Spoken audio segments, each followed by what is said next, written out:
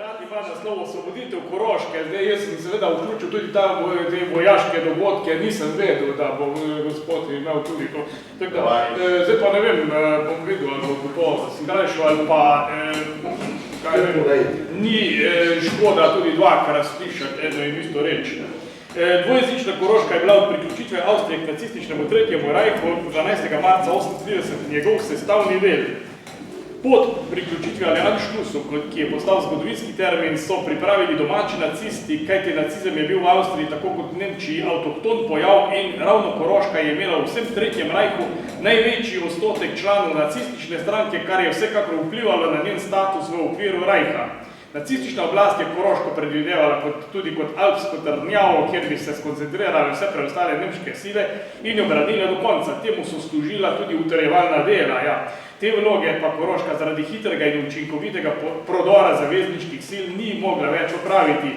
Nacistični totalitarni sistem je kot namazano kolesje deloval v vsej svoji zločinskosti do konca vojne, kar se lepo vidi iz treh obsežnih tedenskih poročil celovške gestapovske centrale med 7. in 27. aprilom 1945, kjer je še vedno veliko govora o obsežnih aretacijah osumljenih nasprotnikov režima in postopkih proti njim, tudi o postopkih proti tujim delavcem in vojnim ujetnikom, ki se niso pokoravali režimu in izkazovali delovno nedisciplino.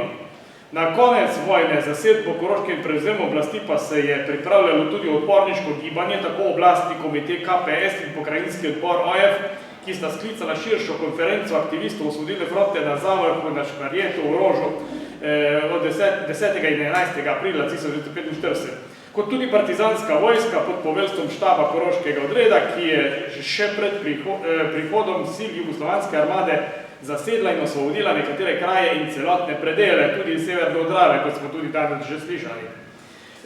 Bolj se je približal konec vojne, bolj je dvojezična Koroška postajala cilj nepreglednih množic umikajočih se poraženih vojsk z Balkanskega polotoka, pa tudi z drugih predelov v želji predati se Britancem, ki so bili po Jalskem sporazumu določeni kot njena okupacijska sila. Istočasno z bližanjem konca vojne je vse bolj prihajalo v ospredje tudi vprašanje povojnih meja Avstrije in s tem vprašanje priključitve dvojezične Koroške k Jugoslaviji.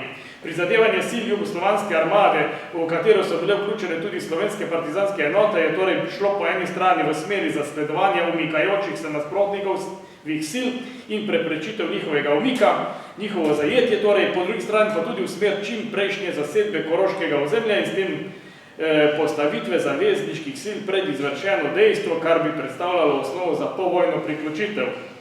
V zgodnjem letu 1945, ko je nemška armada na vseh evropskih frontah doživljala poraze in se postopoma umikala z ozemelj, ki jih je bila zasedla, se je podobno dogajalo tudi na jugoslovanskem bojišču. No, to sem pač tiste splošne stvari povedovane.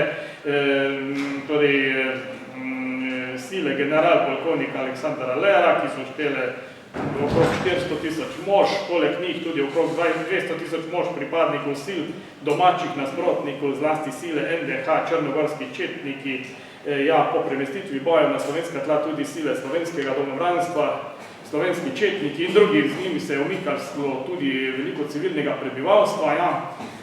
In potem, ko so sile 4. jugoslovanske armade in 9. slovenskega korpusa zasedle Primorsko, 3. jugoslovanska armada prodre do Maribora, so se velike množice nemške vojske in slovenskih domobrancev s civilnimi begunci umikale tudi čez prelaz Ljubelj in skozi novo zgrajen predor.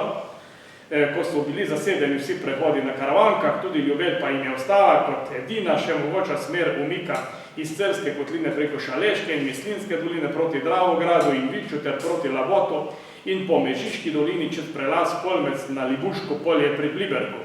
Tudi to smer so jim presekale sile Jugoslovanske armade. Zasedba dvojezične Koroške je potekala v obliki dveh krakov Kleš, to smo tudi danes že malo slišali.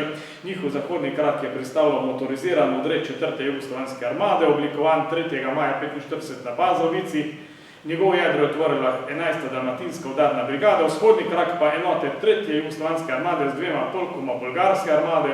Vmesni prostor med obema pa so zapolnile brigade 4. operativne cone oziroma 14. divizije, v njen sestav sta prišli tudi Šlandrova in Zidanškova brigada, ter Kokrški in Jeseniško-Bohinjski odred ter Koroški odred, ki je Koroško ozemlje že pokrival in so se njegove enote tik pred koncem vojne močno ukrepile z vojnimi ujetniki in prisilnimi delavci, pa tudi s prebežniki iz nacističnih enot. Kot pravi poročilo, tam proti koncu vojne, da vsak dan pribeži kakih 20 teh pripadnikov nacističnih enot, seveda tujih narodnosti, to so bili Ukrajinci in drugi Rusi. Za posebne naloge je bil predviden tudi 4. bataljon 3. brigada narodne obrambe. Vlogo zasedbenih sil so odigrale tudi skupine aktivistov in njihove zaščitne enote ter različne zaledne partizanske enote, kurirji, obveščevalci, tiskarji in drugi. Partizanskim enotam je pred uradnim koncem vojne uspelo zasesti vso dvojezično Koroško, do takrat še zaznavne slovenske narodnostne meje in priti v Celovec skupaj z britanskimi silami. Tu gre spet zdaj za vprašanje, kdo je bil nekaj ur prej in tako naprej.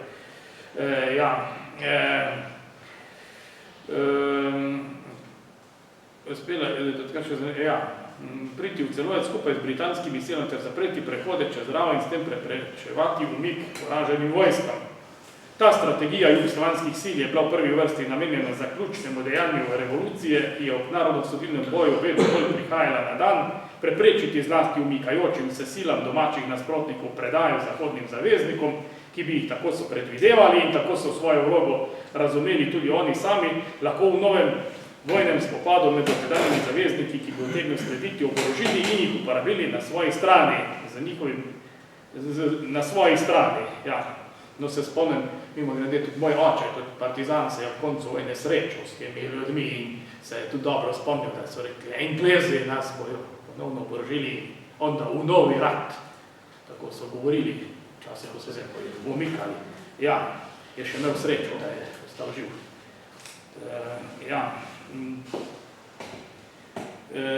Z njihovim množičnim pobojem, ki so ga takrat že predvidevali, pa zmanjšati njihovo število pod kritično maso, ki ne bi bila več nevarna za vzpon komunistične partije na oblast.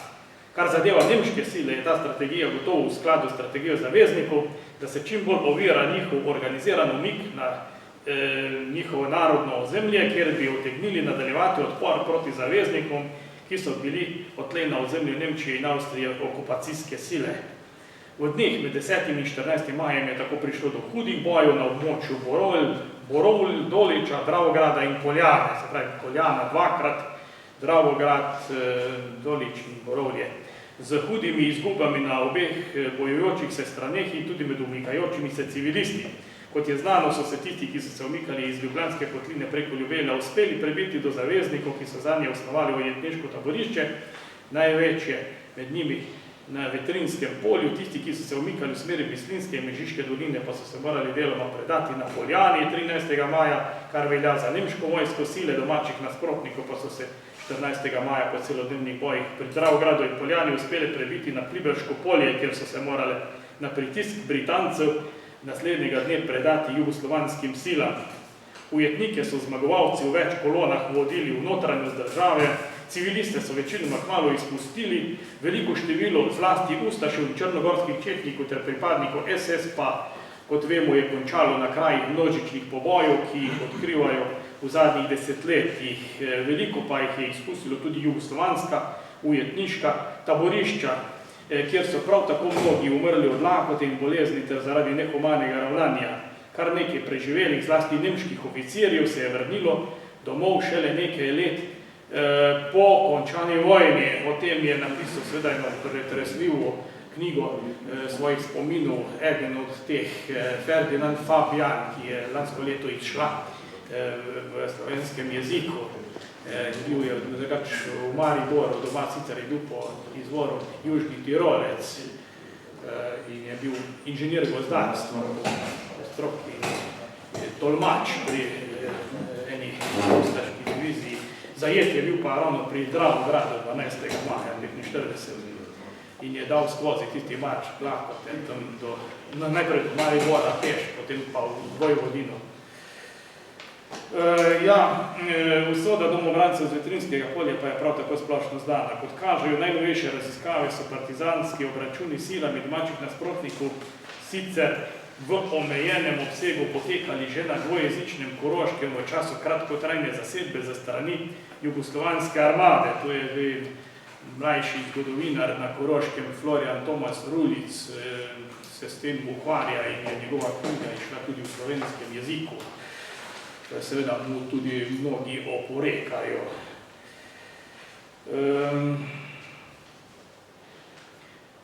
Torej, to obdobje zasedbe jugoslovanske armade je trajalo do 21. maja, ko je se partizanska vojska morala umakniti za predvojno mejo na Karavankah. Obenem so Britanci začeli tudi vračati domobrance z Vetrinskega polja. Tu okrog zdaj nastaja tudi vprašanje tako zvane kupčije, kravje kupčije, kakokoli rečejo. Ja, ali je to vračanje domobrancev bilo povezano z umikom in tako naprej. Tu o tem je še možno debatirati. No, vsekakor pa so obračuni potekali tudi na tukajšnjem, se pravi slovenskem Koroškem, na Leščah, v Žančanih, tudi v Dravski dolini med odvedbo kolon ujetnikov proti Mariboru, gotovo pa tudi pozneje, ko je šlo še za obračune z domačini, ki so jih imeli za okupatorjeve sodelavce. Do umika jugoslovanske vojske je vladalo na dvojezičnem Koroškem nekakšno 3 vladje, kajti malo pred koncem vojne 7. maja zvečer je koroški Gauleiter, nacistični Gauleiter dr. Friedrich Reiner predal oblast malo predtem oblikovani provizorični koroški deželni vladi, sestavljeni iz predstavnikov političnih strank, zastopanih v zadnjem koroškem deželnem zboru pred uvedbo stanovske države. Razen koroške slovenske stranke, čeprav je bila v tem deželnem zboru zastopana z 2 izvoljenima predstavnikoma, danes, kot vemo, po vojni koroški Slovenci nimajo nobenega svojega predstavnika. Medtem ko pred vojno so vedno imeli 2 izvoljena predstavnika. Taka razlika je potem nastala.